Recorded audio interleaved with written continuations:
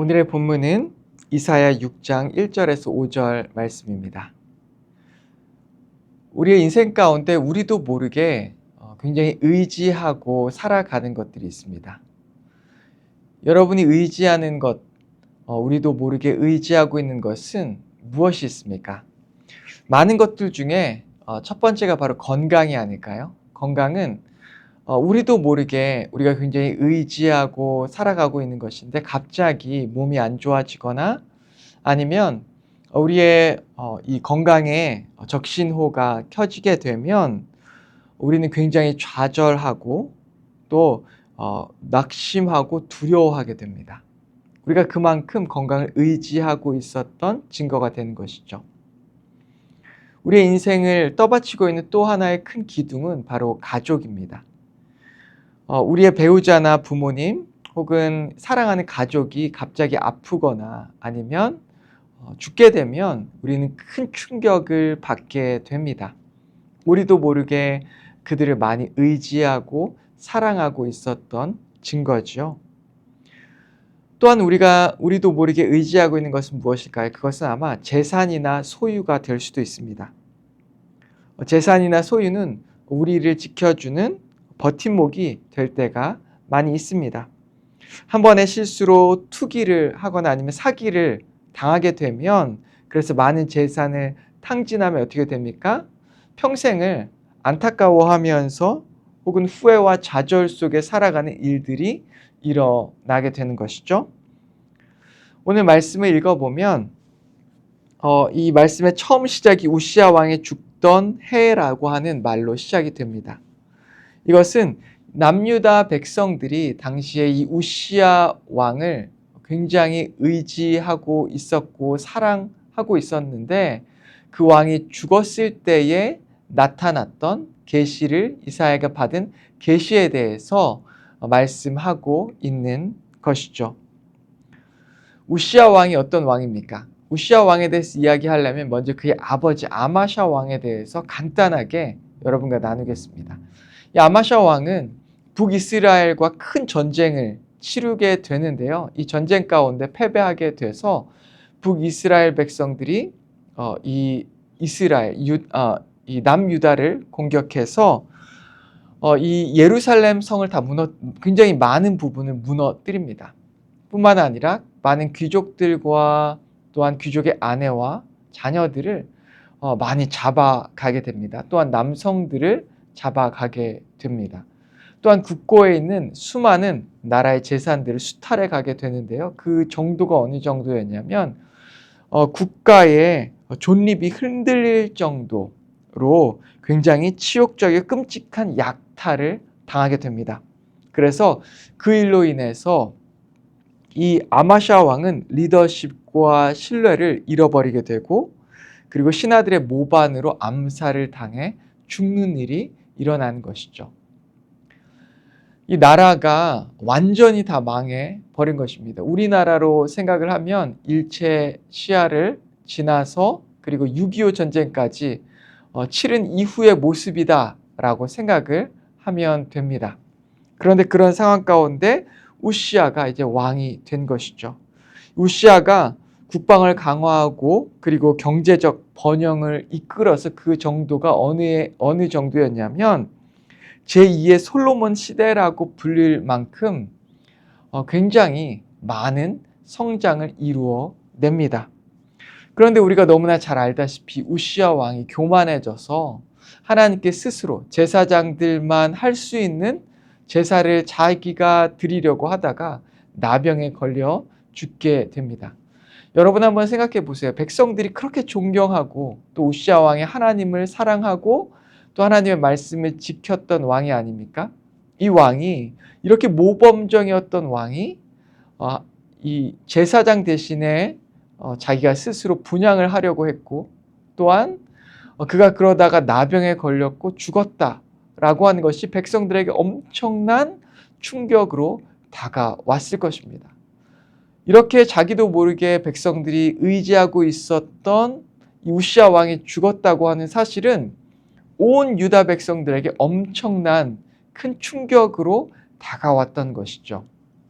그리고 또한 그 당시의 국제 정세를 살펴보면 이제 아수르가 대제국을 형성해 나아가고 있는 시대였습니다.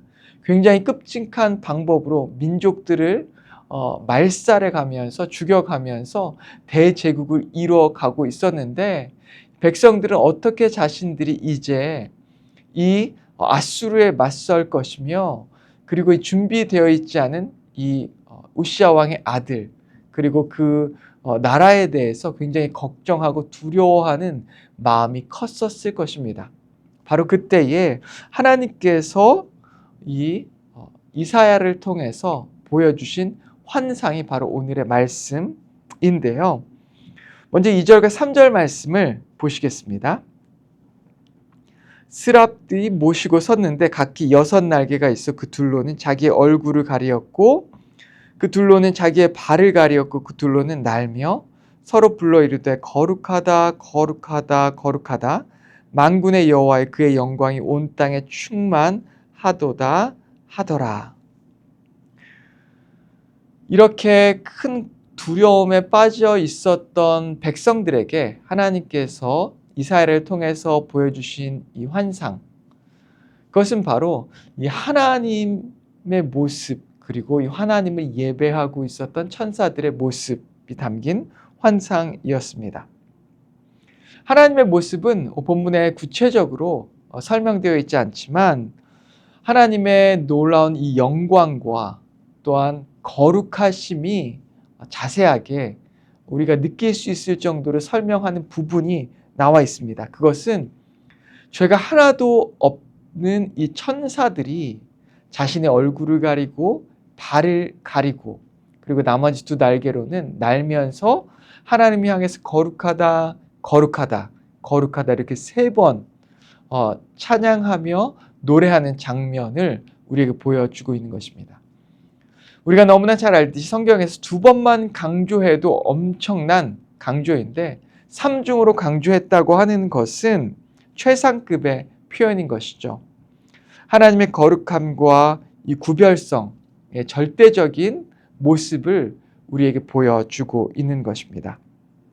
그런데 여기에서 끝나는 것이 아니라 이 하나님의 내적인 이 거룩함이 이 피조 세계에서 어떻게 드러나고 있는지를 바로 이 다음 구절에서 말씀해 주고 있는데요. 그것이 바로 4절 말씀입니다. 이같이 화답하는 자의 소리로 말미암아 문지방의 터가 요동하며 성전의 연기가 충만한지라. 문지방의 터가 요동, 이 지진처럼 이 땅이 진동하고 그리고 성전의 연기가 충만하는 하나님의 영광을 보여주고 있는 것이죠. 즉 하나님의 이 내적인 본질인 거룩함이 피조 세계에서는 이 하나님의 영광으로 드러나고 있는 것을 우리에게 말씀해 주고 있는 것입니다. 이런 하나님의 영광을 경험한 이사야는 어떤 반응을 합니까? 5절 말씀을 보시겠습니다. 그때 내가 말하되 화로다 나여 망하게 되었도다. 나는 입술이 부정한 사람이요 나는 입술이 부정한 백성 중에 거주하면서 만군의 여호와이신 왕을 배웠음이로다 하더라. 우린 일반적으로 우리가 가장 큰 영향을 받는 사람 바로 우리 주변의 사람들입니다. 우리 친구들이 어떤 일을 당하거나 아니면 그들이 잘 되거나 아니면 어떤 말을 하면 우리는 근처에 우리 주변에 있는 사람들을 통해서 굉장히 큰 영향을 받게 되죠. 우리도 모르게 그들과 계속해서 내 자신을 비교하면서 살아가고 있기 때문입니다.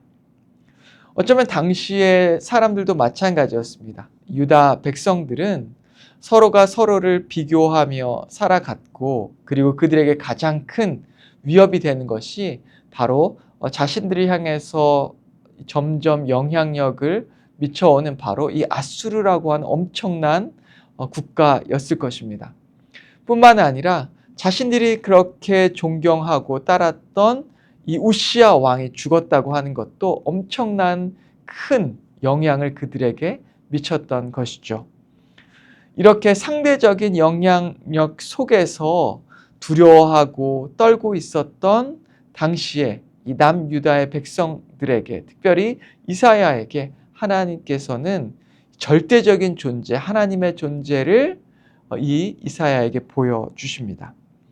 절대적인 존재 하나님을 본 이사야는 그가 가지고 있었던 이제 앞으로 닥쳐올 이 미래에 대한 두려움과 걱정, 그 모든 것들이 눈 녹듯이 다 사그라지고 하나님을 향한 절대적인 경외함과 두려움에 그는 사로잡히게 됩니다.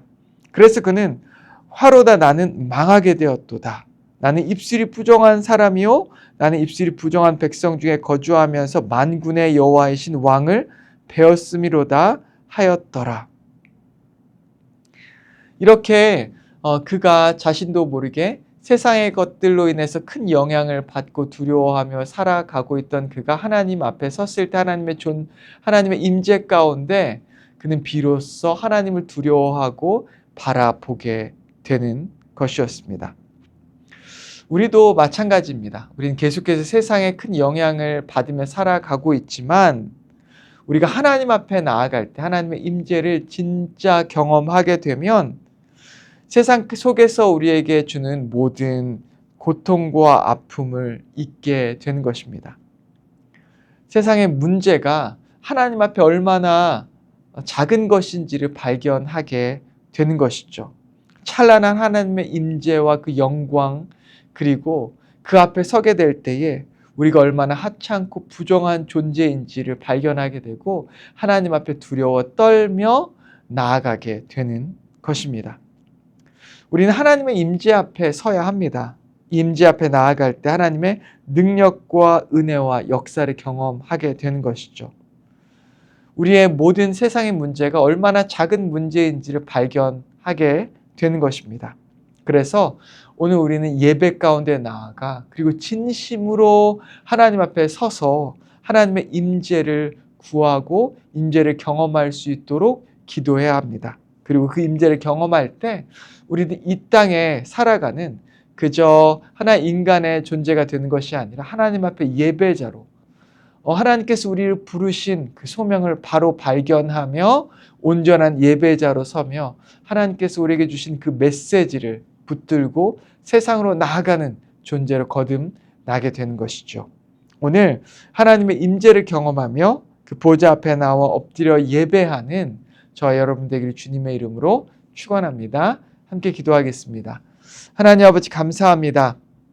오늘 이 말씀 통해서 이사야가 경험했던 하나님, 그가 하나님을 경험한 이후에 그의 마음의 자세가 달라진 것처럼 아버지 우리도 하나님을 날마다 경험하는 존재로 살아갈 수 있게 인도하여 주시옵소서. 예수님의 이름으로 기도했습니다. 아멘.